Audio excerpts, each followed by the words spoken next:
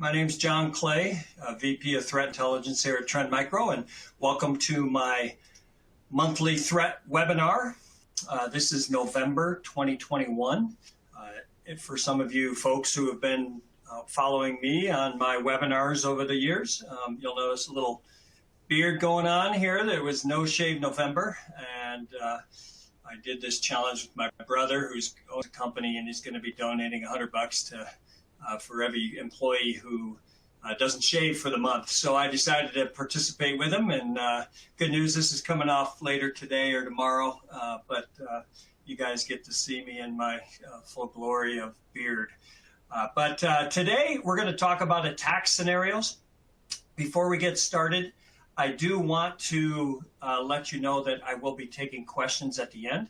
So you should have a Q&A button. You can ask any question you want. I'll be happy to answer those questions. Also, you have a resource button. You can click on that, and there's usually some links in there. If not, you certainly can go and find a lot of information on our website. So why don't we get started here? Before I get into the content, I do this every month I do a month in review. This comes from my Friday blog series that I've been doing for a number of years now, where every Friday morning I post a blog that kind of gives you an update of what occurred over the last week. And what I do is I go through the last month and I try to pick out a few things that I thought would be of interest to you. But again, if you want to subscribe to that blog series, you can find that every Friday morning it comes out. But the first one I wanted to highlight was Quackbot Loader returns with new techniques and tools. You actually see this in one of my examples today. But Quackbot is one of the items, or one of the malwares that we see often in attacks today. The folks behind it, it's a very well-known malware. It's utilized quite often. And then the people behind it regularly change what's available in that malware and in that tool set. So good article to take a look at. The next one is for folks on here who are utilizing Kubernetes. This is a article that talks about protecting your crew. So security analysis of Kube-Etzel plugins. So if you are utilizing those, I would highly recommend you take a look at that. We go into the security aspects of it, how to secure these areas so that the attackers, we're definitely seeing more attackers target cloud infrastructures. We're going to see that in 2022. In fact, I'm probably going to do a predictions webinar next month. And it may actually be an interview with my colleague, Ed Cabrera, who's former CISO of the United States Secret Service. He and I have been talking about collaborating on this, and we'll probably come out next month with that, to talk about what you're going to see in 2022. Let's see, U.S. joins International Paris Call for Trust and Security in Cyberspace. So Trend's a founding member of the Cybersecurity Tech Accord. And one of the things that the Tech Accord members have been focused on and supporting is this International Paris Call for Trust and Security. And so this is an article that links to their information and talks about it. If you're not a member of the Cybersecurity Tech Accord, I highly recommend you join. It's not just for security vendors. We have 150 plus organizations around the world. What we care about is making sure cyberspace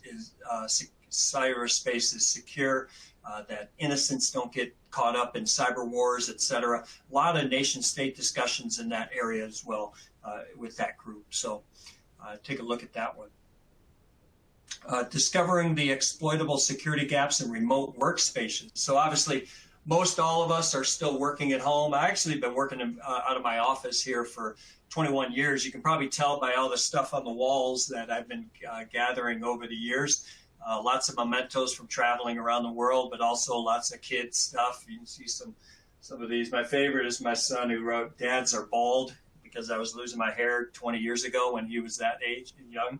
But in any case, this is a good one because we go into all the different security gaps that organizations could have to deal with remote workers, and how to secure remote offices and remote home offices in particular. And then the last one is Control-Alt-Truth. Welcome to the future of cybercrime. This is an exciting project that my colleague here at Trend, Rick Ferguson, has done, and we've published it, which is a look at what life's going to look like in the year 2030. He actually did a previous one back in 2013. He published the 2020 series, and if you haven't seen that, I definitely recommend taking a look at that. But we also, I would recommend this one because it talks about, some of the tech you're going to see in 2030, what kind of threats you might see in 2030. So very good information. He collaborated with a colleague out there, and they came up with some of this information. And it's really good to see what might happen in the more further out future. We're going to be publishing our 2022 predictions report next week, or no, 2 weeks from now, I think, or maybe next week. Any case, that's going to be more near term, short term, what you're going to expect to see next year. Whereas Rick really looked at the computing trends and where technology was going to go in the year 2030. So, and he did it in a way that's very enjoyable. It's kind of like a mini-series, TV mini-series. So a lot of interesting stuff. So recommend that. All right. Well, let's get started. As I said, what I wanted to do today is really go into a couple of different attack scenarios. I got 4 total that I'm going to talk about. The first 2 are actually somewhat similar, but I wanted to highlight both of them. They came from our incident response teams who have regularly are being contacted by organizations that have been compromised, and we've been able to come in and help them understand why, what are the root causes of the attack, how did they get in, how did they laterally move, etc. But more importantly, in some cases, we were able to actually alert them and get them ready to block, for example, a ransomware attack that was going to commence because of the part of the attack sequence. But let's look at this first attack scenario. And this is something we see regularly from criminals today, which is targeting the Active Directory and domain controller servers inside organizations. They're utilizing credential theft capabilities here, and which allows them to obtain domain account, admin account. So in this scenario, the domain admin account were compromised because they were able to steal the credentials of that administrator account. And this gives them a lot of power, unfortunately. And that's one of the reasons why they're doing it. Because if they can get access to the AD and accounts within the AD, then that gives them the ability to do many different things, as you'll see here as we move along in this case. In this one, they actually targeted SAP servers. So they were doing multiple login attempts into the SAP servers, able to get laterally move onto these SAP servers and use these as beachheads to propagate the attack further. You can see once they infiltrated these hosts, they installed a Cobalt Strike beacon as a service, and they used RDP to access other servers. So you're going to see this is a common theme today, where Cobalt Strike is used as a beacon. So what they end up doing here is they will install Cobalt Strike on these systems very quickly, usually as a service. And in this case, it was interesting because they initially started with a file-based version of Cobalt Strike. And good news is that was actually blocked. They were able to defend against that. The technology, the security controls that were on those servers was able to block that. But within minutes of that, they actually turned to a fileless version that actually was able to get installed, unfortunately, on those systems. The other thing that we noticed is when Cobalt Strike was initially installed, it was installed as an SMB version of the beacon, and they switched very quickly to a TCP paste so for the communications process. So initially they were communicating through SMB, but then they switched to TCP. And they use this Cobalt Strike beacon to do lateral movement inside the organization. And that allowed them to compromise other domain controllers inside that inside this organization. Now, they established a command and control system inside the organization. So again, this is a typical scenario as part of the attack lifecycle. The command and control infrastructure is what gives them the ability to continue having access to the internal network. So from the outside, they'll put in a command and control or multiple command and control systems that they utilize. Again, these are compromised hosts inside the organization. In this case, they installed a PowerShell script and used that script to scan the neighboring network.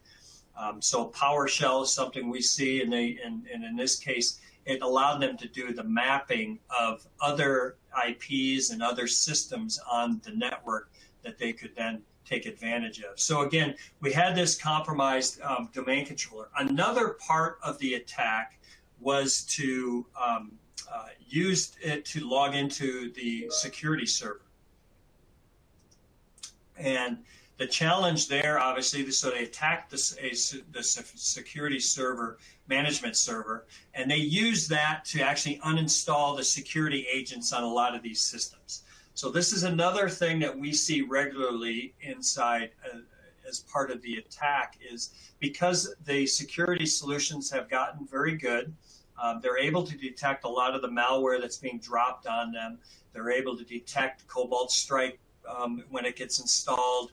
At least fileless versions are a little tougher, but I'll talk a little bit about how you can combat that later. But again, they use this to uninstall. So once they uninstall that, and again, because I have that domain admin rights, I have the ability to send these to uninstall these agents.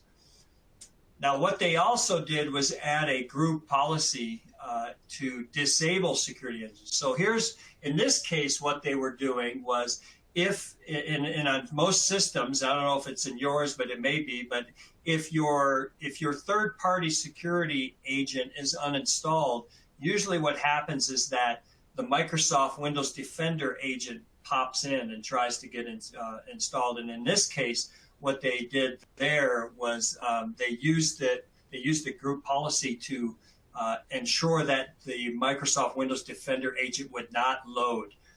So they disabled that Microsoft Windows, or excuse me, Defender in this case. So the company lost the ability to secondarily defend against the attack. Now, with this PowerShell script, they used it to scan the network using on port 135. So the script scanned for port 135 on these different servers. Once they find it, they attempted to install the Conti ransomware. So this was a Conti group that was doing this attack. And in this case, the good news was we were able to fend off this, because we knew from previous experience that the Conti group utilized these TTPs. And so because we were brought in early enough, we realized that they hadn't yet launched the Conti ransomware component of the attack. And so we were able to ensure that systems were set back up. We made sure that they were rerunning the security agents, and they were able to block the ransomware installation process when that kicked off. Now, when we look at it, one of the things that we do as part of the IR process is we drop in our Deep Discovery, which is a network scanning device solution that goes in and scans the network traffic and identifies different components of the attack. And you can see here on the left-hand side in the pie chart some of the detections based on the 6 stages of the targeted attack. And obviously the biggest part that we identified was lateral movement. Again, lateral movement tends to occur across the network. So having a network scanner in place allowed us to identify a lot of that activity. and that was the majority of it. You can see also asset and data discovery was another big component of it that was able to identify what assets, what data that we discovered. The command and control communication was able to be identified. Again, one of the things we do in our trend research, Tremega research, is we have dedicated people just looking at identifying command and control servers out there on the internet, identifying those, adding them to our URL, our web reputation technology, which is in most of our products, and it's able to then detect the communication process between the organization's internal network and the outside IP servers where the command and control servers are beaconing to. So we had that. Point of entry, a little bit smaller, but again, this just shows you that lateral movement is definitely an area, if you're not doing network scanning, something that you should think about because it can identify a number of areas or number of components of the lateral movement stage of the attack. On the right-hand side, I just added in the MITRE attack techniques. In many cases nowadays, we are adding in information to our customers about what parts of the MITRE attack framework that were utilized. We participated in the MITRE attack test cases that they've been doing recently, and they're going to continue to do. If you are a proponent of or support the MITRE attack framework, this can help you in terms of identifying TTPs and establishing TTPs inside the organization and IOCs.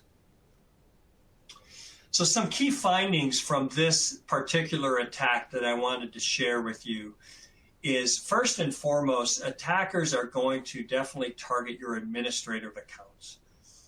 They are going to look for any administrative accounts that they can find, and they're going to either brute force attack it, they're going to do information stealers, key loggers, whatever it may be, to try to steal those account credentials. We just published today a new research we did on access as a service in the underground, which is kind of initial access brokers, where they are buying login credentials from a lot of underground places that have been stolen from other organizations, and they're using these and selling these to their customers, which allows them to gain access to a lot of these networks. So definitely you look at hardening up your administrative accounts. One thing we did notice is that there were definitely weak credentials. And again, this is part of that hardening process. So looking at all of your administrator accounts and requiring hardened passwords, and better yet, even multi-factor authentication to access these accounts would be the better opportunity to do so. Also, attackers are definitely targeting domain controllers because that gives them a lot of power and a lot of access into the network and across the network. So you're going to definitely see your domain controllers in the future be targeted more often. So you want to put as many security controls around the domain controllers and Active Directory components. I mentioned, as I said, PowerShell.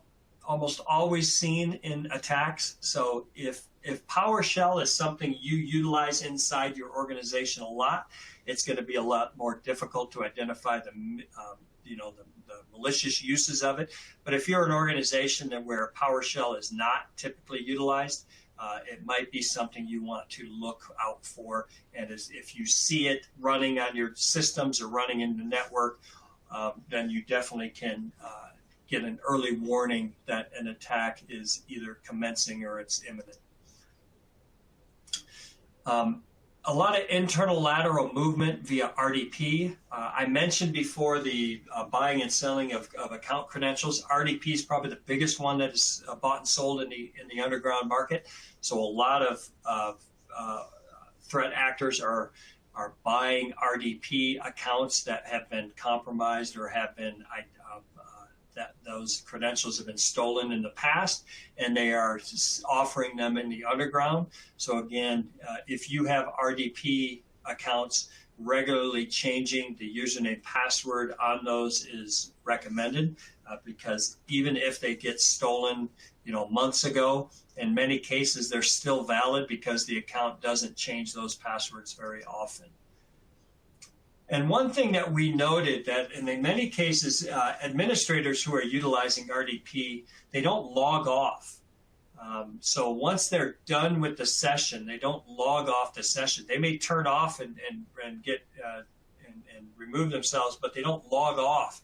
And that keeps the credentials in memory, which then allows that actor to scrape the memory and obtain those account credentials. So again, best practice for administrators who are utilizing RDP is definitely log off first and then remove yourself from that system. Also, what we're seeing, again, if the file version malware doesn't work, they're shifting to fileless versions of those. And so fileless is going to continue to grow. It does seem to be more effective for organizations, and that's going to be a challenge for organizations. But one thing to note, and we noticed this in this case, is that not all of our file-based scanning technologies were enabled. And when you don't do that, there is capability that these fileless, we have fileless protection within our solution. It's just many organizations may not enable that part of the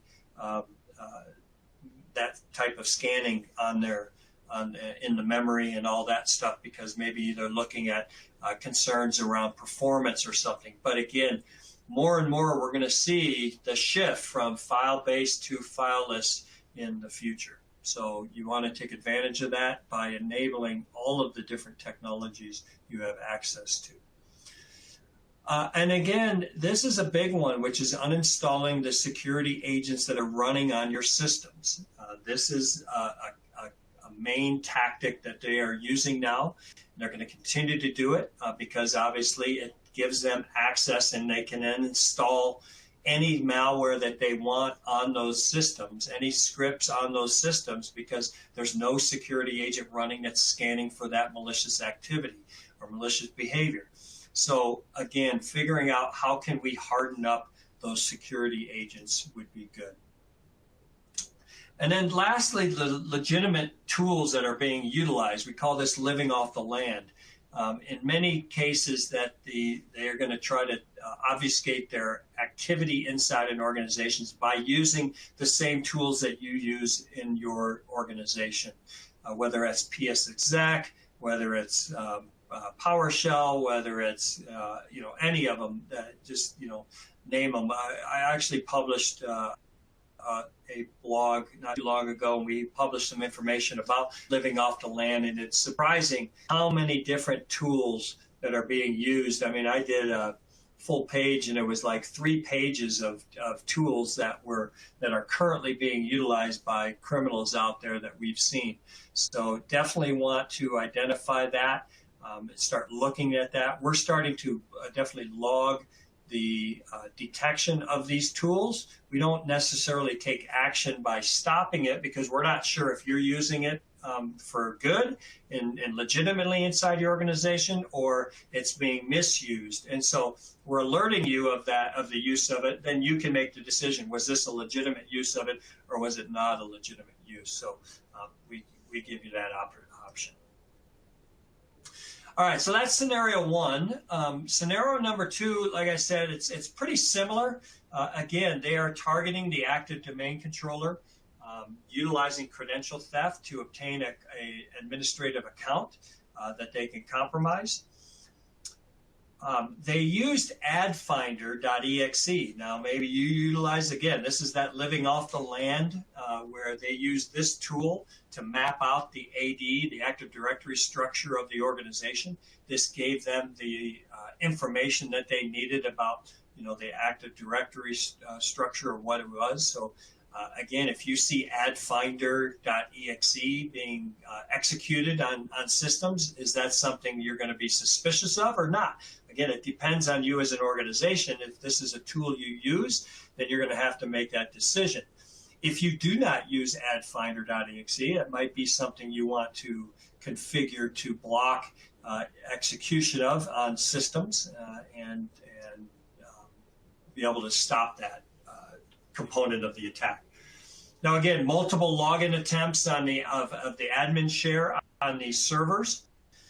These were different types of servers, but again, this was another example where they installed Cobalt Strike in through the fileless. Again, they used fileless in this case.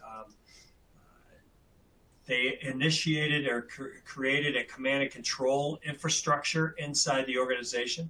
A couple of tools that they used in this case, one was Go Simple Tunnel tool was used. That was utilized for some of the communication processes between themselves and the internal network.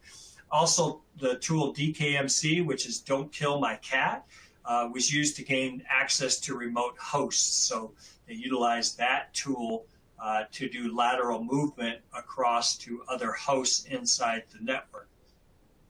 Just like before, PowerShell was used as in this case, they used it to run DNS lookup of hosts in the network. They also identified, we saw that the PowerShell script ran to identify many folders and files that were accessed. So in this scenario, what we likely were seeing is a double extortion type of attack where they were looking to steal data from the organization first and foremost, exfiltrate that to themselves, and then try to drop ransomware. And if the organization decided not to pay the ransomware ransom, they would come back and say, well, we already stole a bunch of your information. If you don't want us to publish that publicly or sell it in the undergrounds, then you need to pay us an extortion fee for that component of the attack. So that's where we see a lot more of the ransomware groups today utilizing this type of a scenario where they will use tools to go find folders and identify files that are of interest, and they will then exfiltrate those. Now, in this case, PsExec was used to drop the ransomware and copied the ransomware from the domain controller to the memory of the machine. So in this case, they were utilizing a fileless version of the ransomware to hit those servers. Now, again, one of the things we saw in this case was the administrator account used to log into the security server. And just like before, they uninstalled the security agents on the systems that they wanted to drop the malware on or to laterally move. And just like before, the group policy object was used to disable, and again, in this case, the Microsoft Windows Defender from installing itself and running on those systems, or enabling it, re-enabling it on those systems where it was running, not running because there was a third-party security agent that was running already. Now, one of the things we noticed, they dropped a backdoor into the, which was used to get access into the network numerous times. So that backdoor was dropped on a lot of these systems, and they were able to utilize that backdoor to give them access. RDP, just like before, was used quite extensively. Now you can see again PowerShell used, and in this case, again, it was another Conti ransomware. So they were looking to drop Conti on those systems where they were able to get to. Now this was an interesting one as part of the analysis of this attack. We also found a phishing campaign that was part of the attack. And again, you know, why they were doing the phishing attack and targeting certain individuals, we don't really know why, but you know, speculation is that they may have been looking for individuals that they could compromise their accounts at and utilize those accounts to do other phishing attacks inside. What was interesting is the phishing email that we identified was a reply to an existing thread between two employees. So they were able to actually get into the first employee's email, analyze and read the emails that they had been receiving and sending, and they found a thread between themselves, that the employee one and employee two, and they used one of the threads to reply to that, and that thread contained a link to a malicious archive file, a malicious zip file. So they basically took a legitimate email that was a reply from an original email, modified it to include a malicious link with some new socially engineered language to make victim number two want to click on that link. That link then downloaded a malicious Excel spreadsheet. And was interesting when we looked at security controls. We noticed that Excel, Outlook, and Word were in the trusted program list. So what does that mean?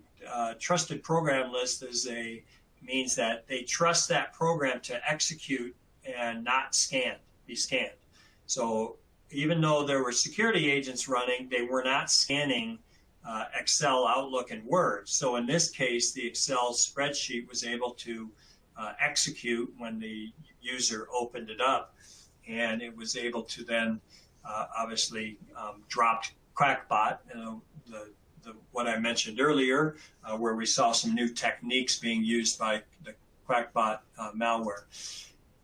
And if you're not familiar, Crackbot's a malware. It contains worm-like capabilities. So unfortunately, when Crackbot gets dropped on a system, it's going to then start trying to laterally move to other and infect other systems on the network.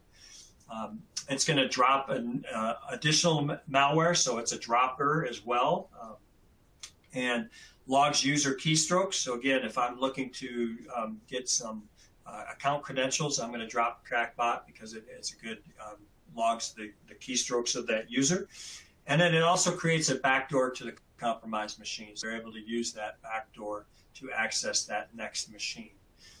So this was interesting because you had numerous different components of this attack that included actually an internal phishing campaign as part of it. And one of the other things, and this isn't necessarily related to the attack, but I wanted to highlight this, is that as part of the investigation, we used Nmap to identify the organization's public-facing IPs. And on one of those IPs, external-facing IPs, we saw Microsoft Forefront Threat Management Gateway 2010 was running, and you could access the web console of this, which obviously, if you think about it, end of sale was in 2012, end of support was 2015, and end of extended support was just back in 2020. So this is an application that obviously probably shouldn't have been running on an open IP, but it was, and this gives threat actors obviously an understanding and an ability to utilize this to infiltrate an organization. There's probably a number of vulnerabilities associated with this application that they could then exploit and gain access, remote access. So just wanted to highlight that. So like before, when we dropped our Deep Discovery Network Analyzer in there, again, lateral movement was the majority of the detections that we found and identified in the attack. Again, most of it across network and lateral movement capabilities. In this case, you can see here it was data exfiltration was one, but point of entry was another big one. You can see that we identified point of entry into systems. And then in this case, you can see a lot more malware attack techniques were utilized in this attack by these organizations across many different areas, right? 1, 2, 3, 5, 6, 7, 8, 11, 40, 42, and 75. So lots of different ways of these attackers try to target this organization. So some key findings associated with this attack that I wanted to share. Don't exclude Microsoft Office docs from scanning. Please do not, because those are some of the most utilized malware by criminals today. So Excel, Word, we see a lot of those. Outlook, obviously, those are all being targeted and utilized as malware. So you want to scan those files anytime they're being accessed or executed, because they could obviously be harboring a malicious code. You know, if you see the likes of Bazaar Loader, ICED, ICED, CACBot, GootKit, Cobalt Strike, any of these types of files, you definitely want to trigger an investigation. All of these tend to be used in a campaign against an organization, and they're just one component of an overall attack campaign that's happening. So these are some early warning items that if you identify these early in the attack life cycle, you may be able to stop the rest of the attack from occurring. And again, like that's living off the land pieces. We see those quite often. Now, also, if you have a SIM, and I talked about this before, you know, they're gonna look to turn off security agents. So if you have a SIM, set an alert on application event logs for a security agent uninstall. So in many cases, again, if they get access to the domain account, administrator account, or if they have the security management controls account, they're able to turn that off and legitimately, because you know they're acting as the administrator. So you want to be able to log those uninstallations, and your SIM can give you that alert. So if you set this up, so in our example, if you for Apex One, which is our endpoint product, you could put event 11,000, and that would alert you that the Apex One agent was uninstalled on this client. And then you can make that determination. Was that a legitimate uninstallation? You were planning to do that? Or it could be part of a malicious campaign against your organization. So that's one way that you can identify that.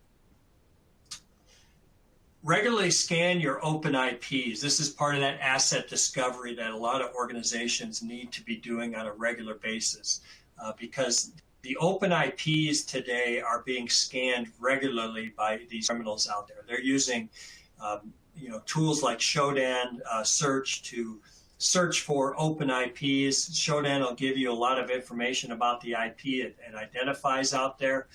And criminals are using similar tools. Nmap was the one we used. So, utilize the tool you want, but definitely scan your open IPs, because those are ways that you're going to be able to identify, and then you can assess them for security weaknesses or gaps. You can turn off ports that shouldn't be opened. You can turn off applications, right? Identify any of those old applications that need to be removed inside your organization. And you can do that through a lot of the asset discovery capabilities that are available today out there. Even our Vision One has some of those capabilities. All right, so attack scenario number 3. This is one that we identified where they were targeting the organization's internal exchange server. And they were doing so with proxy logon and proxy shell, which are a number of vulnerabilities that were identified this year, and they have been utilized by the actors. They've exploited by the actors very quickly after they were publicly announced by Microsoft. So you can see here the CVE numbers. All 3 of these were utilized by the threat actors in this case. So if for example, if we patched 34.40.473, maybe I forgot to patch 26.80.855. Again, it's like an exploit kit where I'm going to look at multiple vulnerabilities to exploit, hoping that one of them hasn't been patched. So they were targeting the exchange server, internal exchange server, and they hacked a legitimate email chains. So again, this is where they were creating mail spam through hijacking of legitimate email chains, and like I mentioned before. And what happened here was, again, email with a malicious link, which would download a malicious macro. In this case, the employee would have a pop-up that say, would you like to enable the macro to run? And of course, the employee clicks yes, because they're used to clicking yes on pop-ups. And it then, in this case, it connected that system to the Squirrel Waffle command and control. So this is part of the Squirrel Waffle campaign, which then dropped Cobalt Strike or QBot command and control. So QBot is part of the CACBot family. Some key findings here. So again, this is a much smaller one, but it was very targeted. You need to patch those critical applications and servers. You can look at virtual patching. We had patches for those 3 vulnerabilities very early. We could virtually patch the Exchange server for you, which using our technology, our host IPS technology, which then allow you to manage the full patch more effectively. You can test it, you can analyze and make sure it's going to be deployed properly. So the virtual patch can give you a window of protection until you can roll out the full patch. Ensure your internal emails are scanned. So like I mentioned, this was an internal to internal. So if you're not scanning your internal emails between employees, you may miss some of these attacks, because again, they're going to target email accounts. They're going to take over email accounts. They're going to impersonate that person essentially. They're going to take those old emails, those reply emails, and utilize them. So one of the things we've always proposed out there is that people should be suspicious of emails coming from untrusted accounts.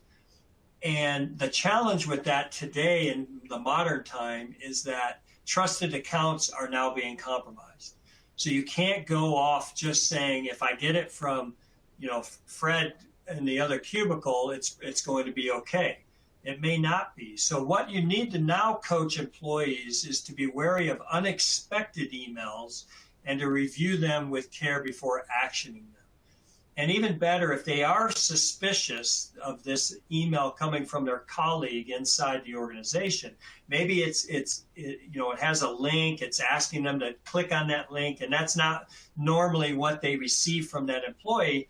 Pick up the phone and call that employee and do a 2-factor verification process to make sure that they actually sent that email. In many cases, when it is, if they're suspicious, radar rings, it may be a compromised email account that you have to deal with. Train employees not to enable macros when they pop up ask. So, hopefully, if you're not utilizing macros anymore, or you don't allow them, if an employee gets a pop-up saying enable it, make sure that they understand that they should say no and should not enable macros. And then another option today is to apply sandbox technology on your email, network, and web, so you can identify malicious URLs, malicious files. You can run those URLs and the files in a sandbox and explode them, execute them to see if they're doing suspicious activities. So take a look at sandboxing of your email messages. That may be a technology that can help you identify these. And again, make sure you're doing this on internal emails as well. All right, last one I wanted to highlight. This is an interesting one. We published a report just recently on a cyber mercenary group in the underground, and we call it Void Balur. And I wanted to highlight this because it is an interesting area that a lot of organizations may not be thinking about, but cyber mercenary gangs are starting to pop up more and more. You probably recognize the NSO group. There's a number of groups that the U.S. federal government just recently called out for some of the activities. The NSO group was compromising iPhones and some government So we're utilizing those iPhone, their malware to target people inside their country.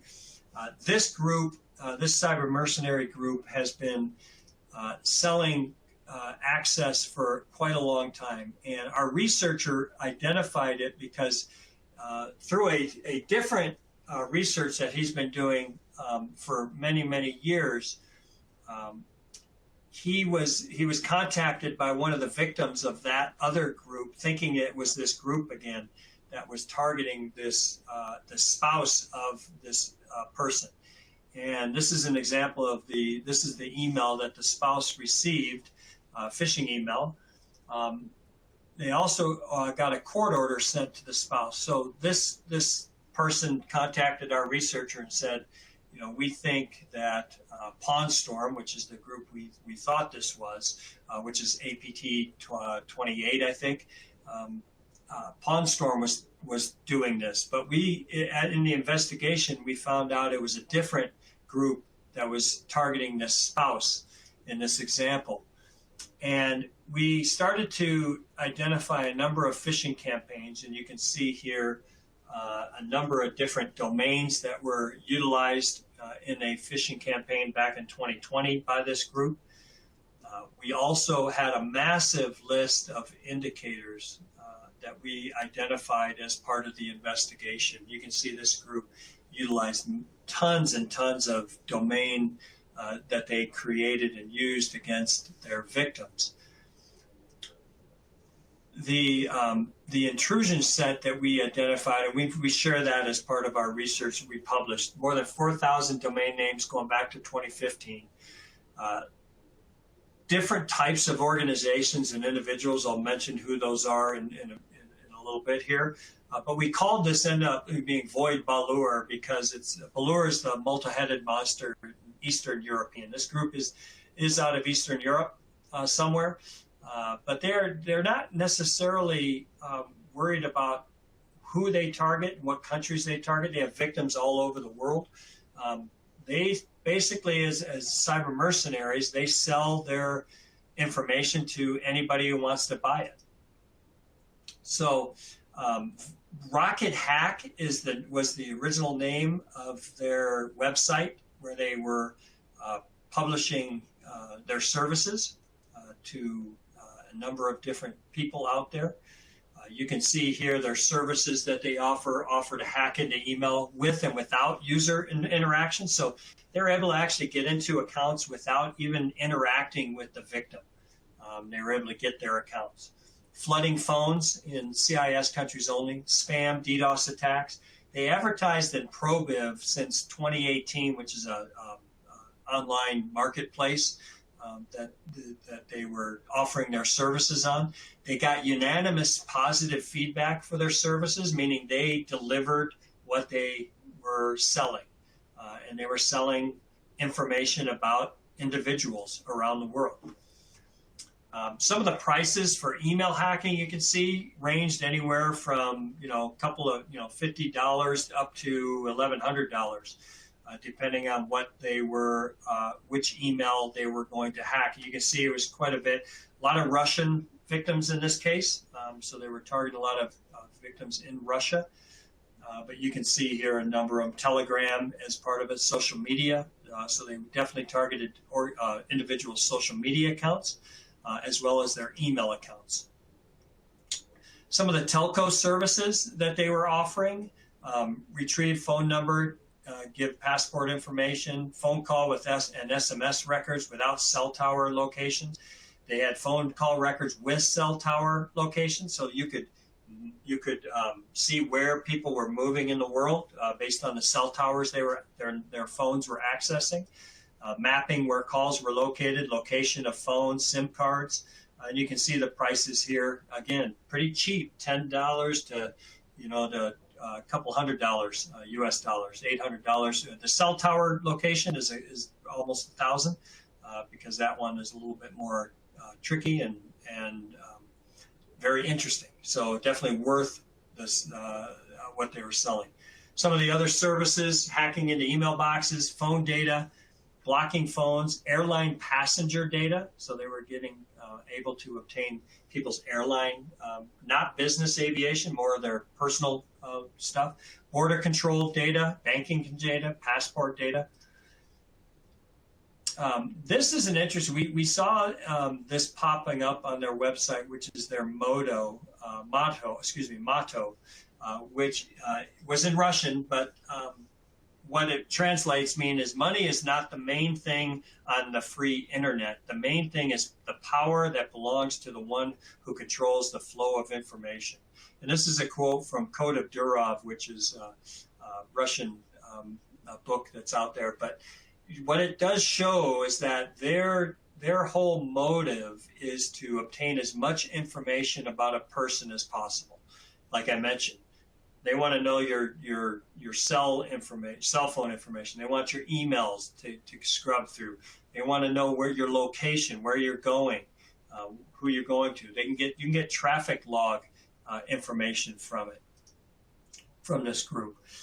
3,000 plus targets that we identified around the world. You can see they were not focused just in Russia, but you can see North America, South America, Australia. Russia obviously was a big one, as we talked about. Some noteworthy targets: politicians and governments, journalists, human rights activists, lots of executives, telco engineers, ATM, point of sale sellers, IVF, so vitro fertilization doctors were on there, medical scientists were targeted. We saw, and this is Europe, political targets in Europe back just in August of this year. Politician in France, the EU Parliament, a former politician were targeted. Presidency candidate in Belarus was targeted. Another one was targeted, member of the opposition party. So again, they didn't care which side you were on. This was a target of a big conglomerate. You can see the timeline here from September 2020 through August 2021, so over a year. But you can see the different types of people they targeted inside this organization. Family members, board members, head of PR, the CEO, directors, senior advisors, spouses. So again, they're targeting anybody and everybody they can find information on, and then utilize that to sell sell their services. Some of the malware they used, Zstealer, which is again, thinking about this, they were not targeting PCs. They were targeting mobile devices. So they were using Zstealer, which is a mobile malware, which it's an information stealer. So again, they wanted to steal information. So they were stealing instant messaging, file FTP information, email client, Outlook, Thunderbird, Windows Live Mail, virtual VNC software, browser software. So they're looking to get access to the browsers of these people. RDP, as I mentioned earlier, but also they did cryptocurrency stealing. So one of the ways they were making money is also targeting cryptocurrency exchanges and people that own cryptocurrency wallets. So you can see a number of different cryptocurrency wallets that were used as part of this. Another one was Droid Watcher. This again focused on transferring incoming, outgoing SMS and phone calls, phone call recording, taking screenshots, GPS data, notification of SIM card changes, etc. The version that we analyzed actually added anti-VM and anti-debug features. They had remote shell addition to it, WebSocket details, command and control information. So these mobile malwares were implanted on these victims, and then they were able to steal a lot of that data we talked about. Now, I did mention before that they had capabilities of obtaining a lot of information, both email-based and telco-based, without accessing the victims. We're not quite sure yet how they did that.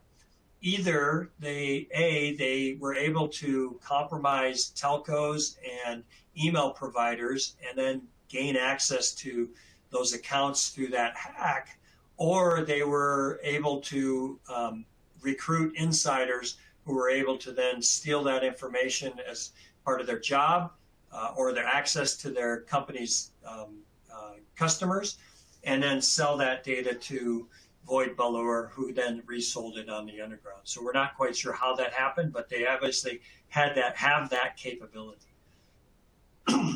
Some of the working hours that we saw, you can see here, they worked almost nonstop.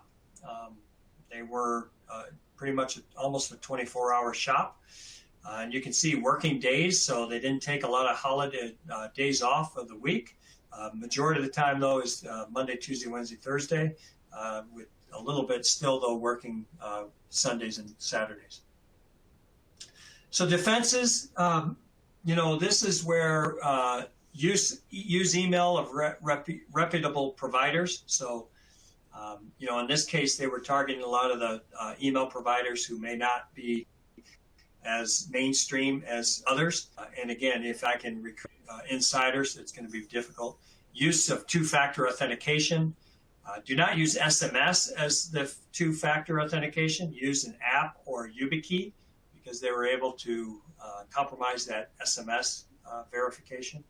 Use PGP encryption if possible. Permanently delete messages you don't need, so that if somebody does gain access to your phone, they can't see your old messages that you don't care about anymore. Drive encryption to all of your devices and turn off computing devices when not in use.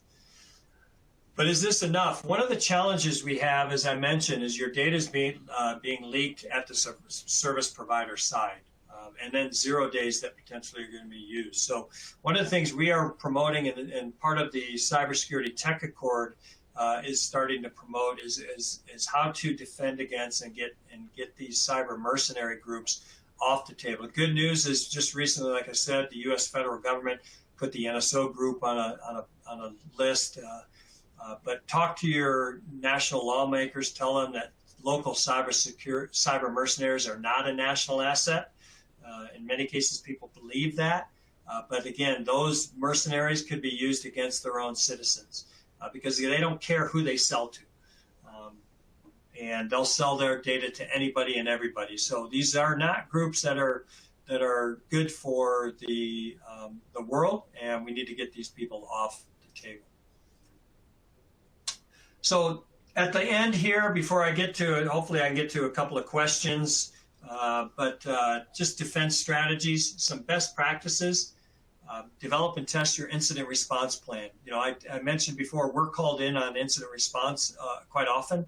You need to make sure yours is ready and available and is regularly tested to make sure if you are in fact breached, you have a capability of defending against it and minimizing the amount of downtime you have. Harden your administrative accounts, especially your internet exposed accounts. Make sure multi-factor. Monitor and identify the use of legitimate tools and determine if those are good or bad. If there are tools out there that you'll never use inside your organization, then maybe set up to have those blocked when executed. Review your cybersecurity solutions with your vendor. Ensure you're using the latest versions, and also that you, more importantly, have the latest advanced detection technologies available. Like I mentioned with the fileless one. They would have blocked it if they would have had those controls running. Develop a risk-based approach to patch management. So this is where you want to look at what applications and operating systems I use. I don't care about anything else. But among those, I want to make sure I deploy patches for the most critical ones, which are those typically are ones that have a public proof of concept code associated with it. Those will be weaponized as quickly as possible, as well as any that are actively being exploited in the wild. Those are the ones that are most critical. And then, as we saw with Pulse, the exchange ones earlier this year, those tend to be targeted and weaponized very quickly. Those you want to take a priority against. Develop and implement a security awareness training program for your employees. This is key. As I mentioned before, coach your employees on how to recognize phishing attacks, internal phishing emails, suspicious emails, whatever it might be. And then invest in a modern cybersecurity platform. This can give you the best opportunity. It'll typically include an extended detection and response component to it, where you now are starting to see collaboration and integration across all the different areas of your network, and can identify the attack life cycle from initial access all the way through exfiltration and ransomware drops, for example. So I'm going to turn this into, let me see if I can go to some questions here. How long was this attack? I'm surprised scans of devices that showed devices missing, antivirus didn't alert them, malicious something. So this attack actually went on for a couple of days. And what was interesting was the attack started in the middle of the night from the logs that we saw. So that was definitely going to be a challenge for organizations. We're seeing more and more of these attacks now starting to do at non-prime time. So when people are off sleeping, they will then target the organization. So that's a challenge, obviously. Given the sophistication of these multi-vector attacks, should we be talking more about air gaps and serious methods cutoff attacks? Seems the only secure PC is inaccessible. Yeah, you know, zero trust, I think, is going to start going a long way. I think people are going to have to implement zero trust, a zero trust type of methodology and model, because as I said, you know, with the Exchange server being compromised, now they are the Exchange users, and they're sending emails as impersonating those legitimate employees. So there are going to definitely be shifts. We're starting to build out more zero trust capabilities. You know, we've got about 10 new machine learning and artificial intelligence technologies just associated with zero trust in our Vision 1 technology. So take a look at that. How do we lock down macros from executing? You know, good question. I'm not an IT guy, so I'm not quite sure, but I'm sure if you Google that on Microsoft, you can probably find a best practice on that. And did Excel document execute macros? Yes. So again, in most cases, these are macro type viruses that are going to execute. But again, in many cases, most organizations are locking those down. So the employee actually has to enable it. It's a pop-up, says enable, you want to enable. So that's a challenge. But well, sorry, I've gone over a little bit. I apologize for that. I don't see any more questions, but certainly feel free to contact me if you have any questions. We'd love to talk to you and chat with you about how we can help defend your networks against these types of attacks. And with that, I'm going to turn it over to turn this off. And this has been recorded, by the way, and we will share the recording and the slides with you afterwards. If you want to share that with your colleagues who you think might be interested in hearing this would be great. And look forward to seeing an invite to my next webinar. Like I said, probably in December, although December is a little short because of the holidays, but we'll see. Hopefully I can put something together before the holidays start. So thanks everybody for joining. Appreciate it. And as always, stay safe and strong out there. We'll talk to you next time. Bye-bye.